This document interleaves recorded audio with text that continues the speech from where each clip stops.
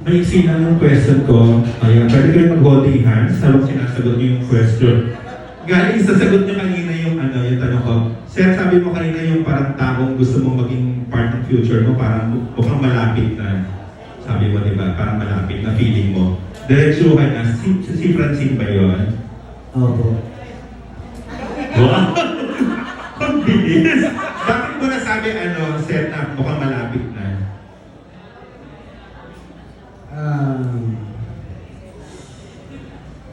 Hindi. Bakit ko nasabing malapit na? Kasi hindi na ako lalayo eh. Hindi na ako lalayo. Pero may isang pangako lang akong dapat ko sigurong tuparin. Yung pangako ko sa magulang ni Francine. Alam naman po natin na hindi biro ang samahan namin. Hindi biro na bawiin ang tiwala ng magulang ng Francine. Hindi po biro ang pinagdaanan ko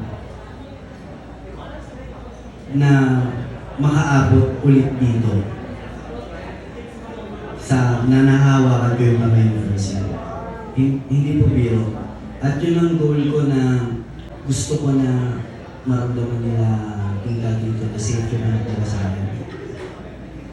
Safe si Francine sa akin. Yun ang gusto kong maramdaman. At kaya ako nasabing malapit na yun na lang yung kumbaga, yun na lang yung parang kailangan kong gawin para masabi ko na nandito na siya. So, anong kailangan ko? Lakas ng loob, paninindigan, tapang, and respeto, pagmamahal. At yung mga bagay na yun, hindi mo yung makukuha ng isang araw, isang buwan.